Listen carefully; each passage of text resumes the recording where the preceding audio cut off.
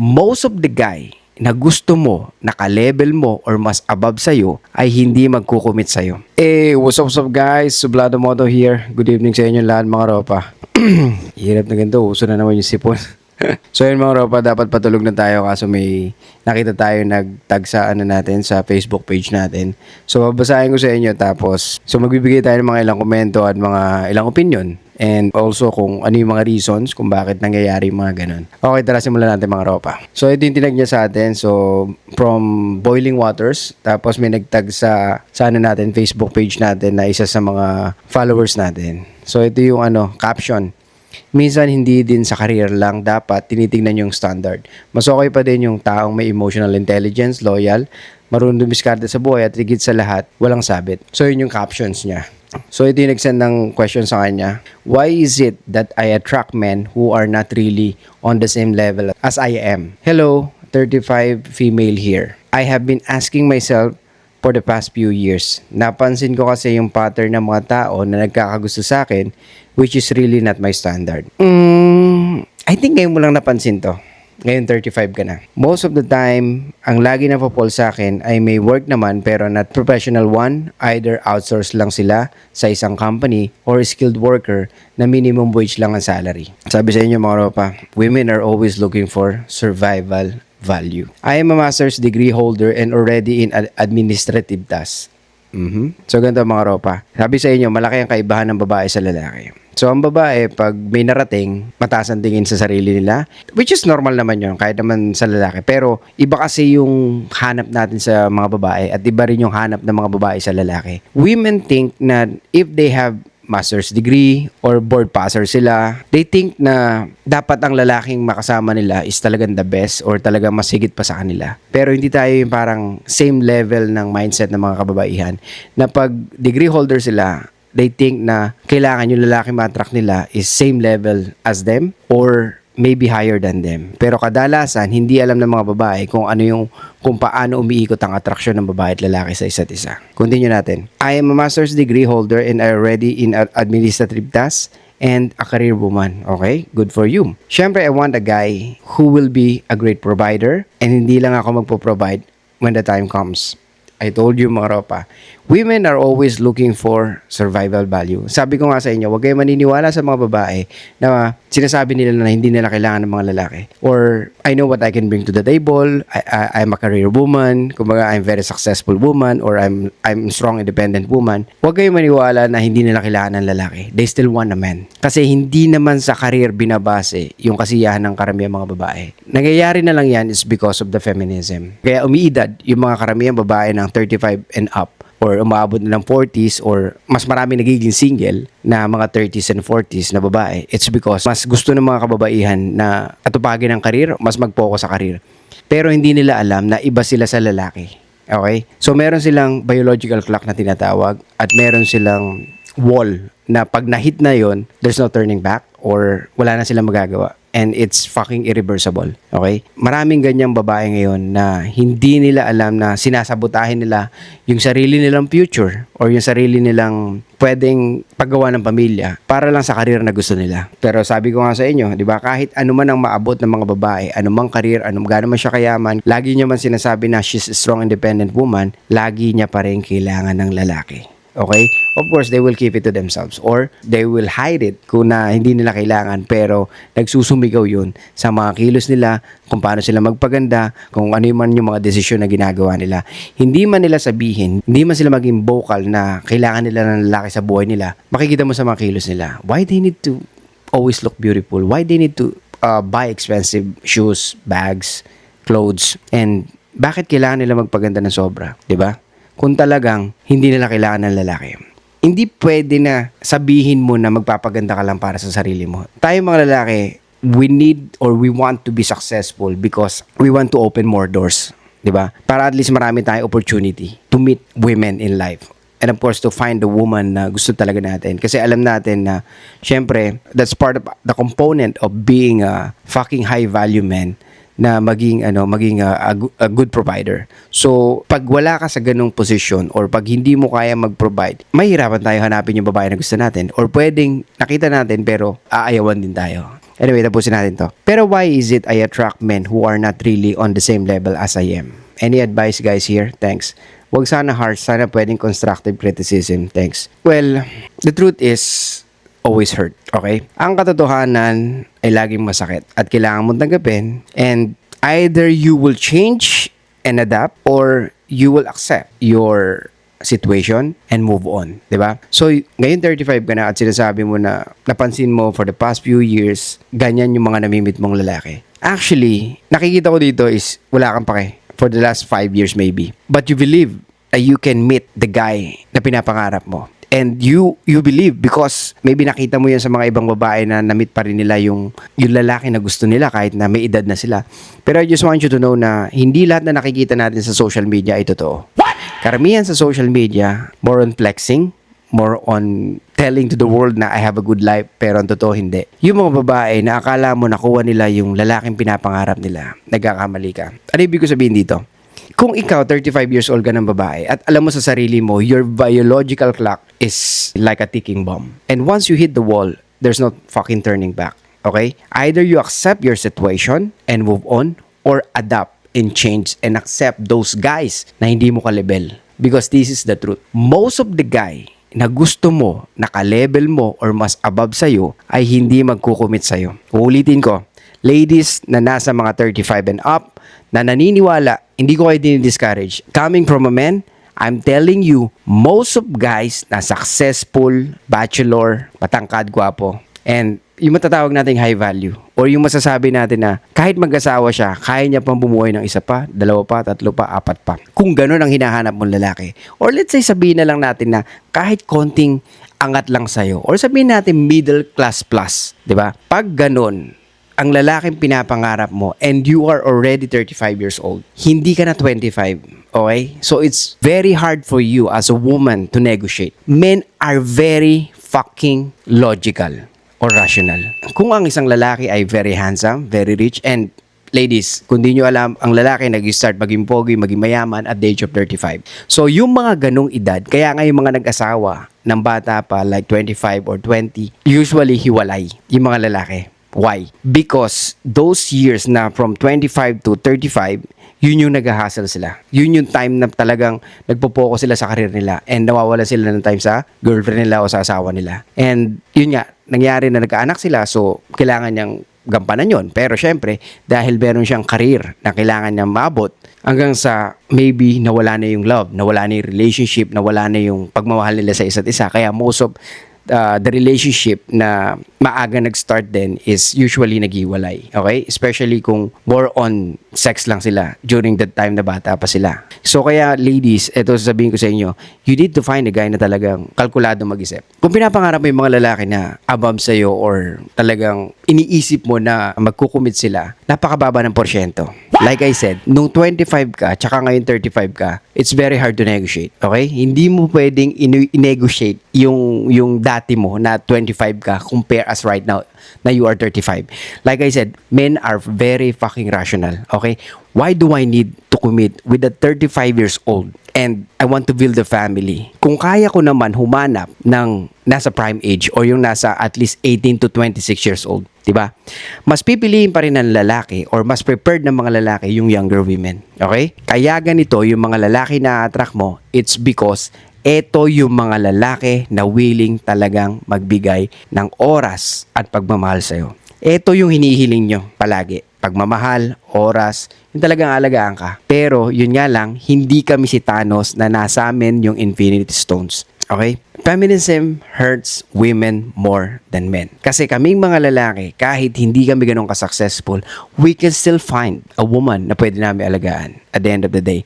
Pero yung mga career woman na kagaya mo, don't expect na yung isang 40 years old na lalaki na bachelor, gwapo, mayaman, is mag-i-stick sa isang 35 years old. I'm not saying na wala kang pag-asa or walang pag-asa yung mga 35 years old. What I'm trying to say here is napakababa ng porsyento ng isang babae na nasa 35 years old na makahanap ng bachelor na lalaki na magkukumit sa kanya at iniisip niya na hindi siya lolokohin, hindi siya pangalawa or pangatlo. Kung ganon ang lalaki na nasa 40 or 35 years old, successful, gwapo, matangkad, mayaman, maybe he's not a fucking man. Maybe he is gay man. And that's the fucking truth.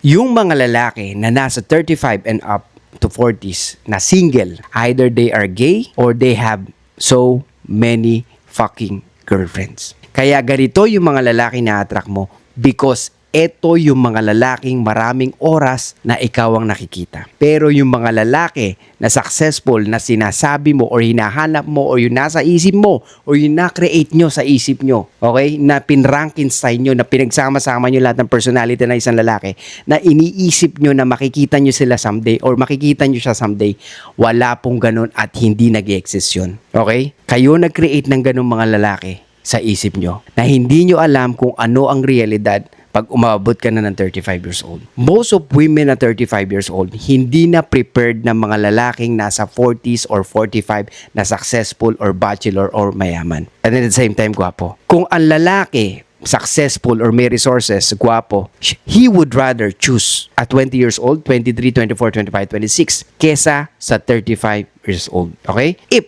he wants to build a fucking family. Okay?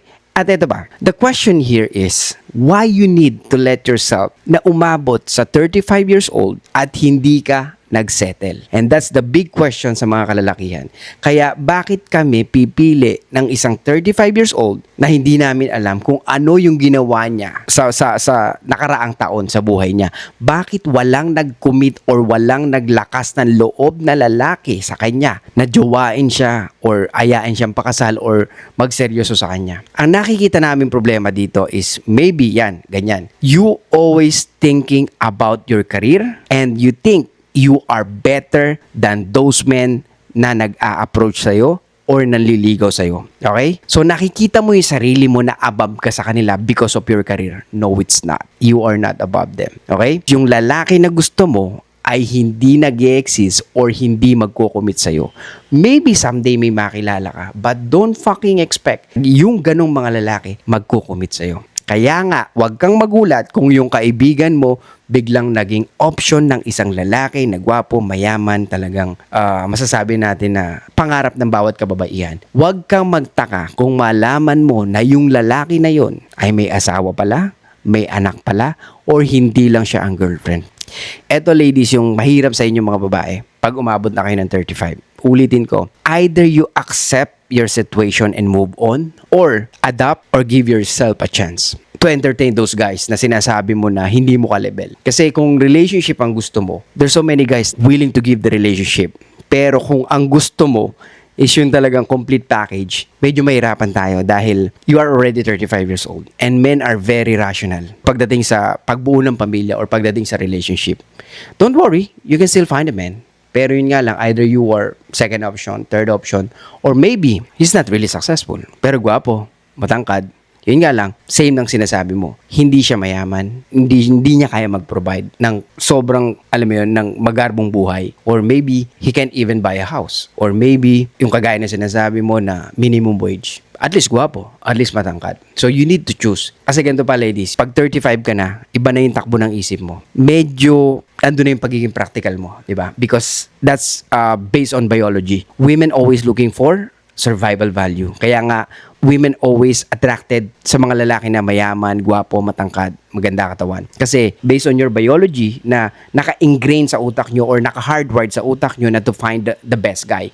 However, those years na nasa prime age ka, hindi mo ginamit. Kasi ang gusto mo, maging career woman ka. Pero napakaswerte nyo nga eh. Kasi meron kayong dalawang choice to be successful. Number one is, do it by yourself to become successful. Or pag nag-fail ka, you need to find a man na pwede magbigay sa'yo ng lifestyle na gusto mo. However, if you never adapt with your age and with your situation, mahirapan ka na maghanap ng lalaki magkukumit sa'yo. And the only choice that you have is either panindigan mo na makahanap ng lalaki na pinapangarap mo or i-accept mo na yung mga ganung lalaki hindi talaga magkukumit pero at least nasa relationship ka, or you need to accept those guys na willing kang bigyan ng relationship pero yun nga lang, hindi nila kayang ibigay yung success na hinahanap mo. So ladies, this is the product of feminism. So kaya nga, there's studies in US na by 2030, maraming magiging babae na iedad na at least 45% ng babae daw sa US hindi magkakanak dahil pinaprioritize nila yung career nila.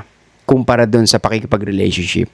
So, ladies, sa mga bata pa dyan, tandaan nyo, kung gusto nyong bumuo ng pamilya, just make sure na by the age of 30, you already found the one or you already found the guy na hinahanap mo. Kasi pag hindi, mahirapan ka na. Because pag 31 and up ka na, your clock is ticking already. Either you enjoy yung pagiging single mo na ganyan and accept kung ano man yung situation na meron ka, so be it, di ba? Pero kung gusto mo makakita ng lalaki na talagang makakasama mo habang buhay, prioritize it. Okay? I-prioritize mo na makahanap ng lalaking gusto mo talaga makasama. Okay? Kasi tanda mo kahit anong meron ka, pera, kayamanan, kahit na sabihin natin kaya mong buhay ng pamilya bilang babae, kung hindi mo naman nakita yung lalaki na gusto mo, na nire-respeto mo, ina-admire mo, minamahal mo, lagi maisip mo na may kulang. And tandaan nyo, women are designed to have a child. Diba? I do believe na yun yung one of the best or pinakamahalaga sa isang buhay ng babae is yung makita niya yung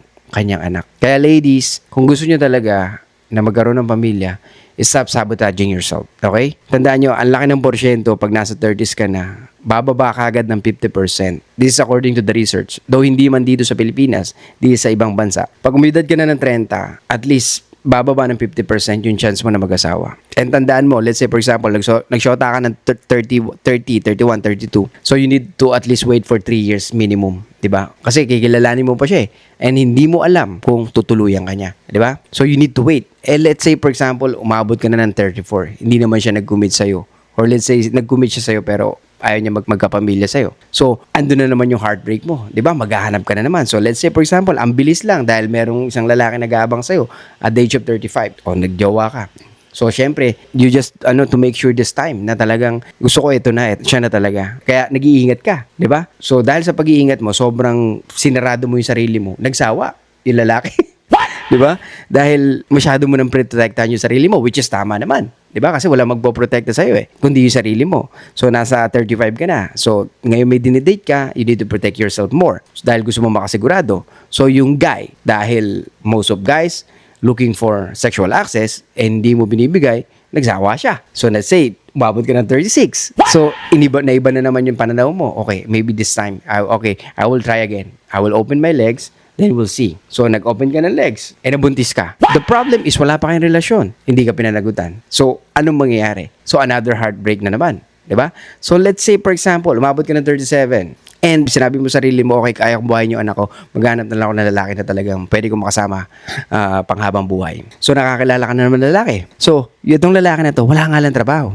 So, ngayon, iisipin mo, oh shit, or sasabihin ng pamilya mo o ng mga kaibigan mo, ba't kumuha ka ng lalaking ganyan? So, parang, instant anak ulit? Kumuha ka ng another lalaki na bubuhayin mo? So, ano mangyayari sa'yo? So, ma-heartbroken ka na naman, okay, I need to let him go. Until na mag-reach ka ng 39, 40. And, pag nasa 40 ka na, and tandaan mo, if you're a single mom, and you are already in 40 years old, lalong bababa yung chances mo na makahanap ng lalaki na magmamahal sa inyo. So, I'm not saying na walang chance na umabot ka ng 40 or 45 na hindi ka makakita ng lalaki na magtataguyod sa'yo. Of course, you can always still find. Like I said, napakaraming lalaki na pwedeng magbigay sa inyo ng relasyon na yun. However, those guys are not the guy that you really like. And that's the fucking problem. Kung at least 80% ng kababaihan, nakikita namin lahat ng ganda ng babae nakikita namin, regardless kung ano edad. Pero sa inyo, 20% lang ang nakikita nyong lalaki na willing kayo mag-commit sa kanila. Yung 80% doon, invisible sa inyo most of the fucking time. Okay? So kaya ladies, ulitin ko, kung gusto nyo na magkapamilya at the age of 30, you need to settle or you need to commit faithfully and you need to be fucking loyal and you need to kailangan bitawan yung pride mo and accept yung lalaki na to or kung meron ka ng boyfriend ngayon, alagaan mo siya at wag mo siyang pakawalan. Dahil pag nawala yon by the age of 30, like I said, mahirapan ka na. Okay? So, from 25 years old, pwede ka naman mag-asawa ng by 27 or 28, di ba? Or let's say, yung relationship nyo nag-start ng 24, so you can still have, let's say, sabihin natin max 5 years, so 24, 29, pwede. Because according to the Philippine Statistic Authority, ang usually na nagpapakasal dito sa Pilipinas is between 26 to 27 years old. Okay? Sa lalaki is 29 to 30 years old. So, you can still have a chance. So, mataas lang ang porsyento ng 26 to 27 years old, pero ang sumunod doon is between 27 to 29. So, you can still have a chance by the age of 29 or 30. Kaya ladies, ulitin ko, huwag masyadong mataas ang pride. So, para sa'yo na 35 years old, na hindi mo mahanap yung ka-level mo, that's the reality. It's hard to find yung ka-level mo na magkukumit sa'yo. Dahil yung mga ka-level mo, mas prepared yung younger women. Okay?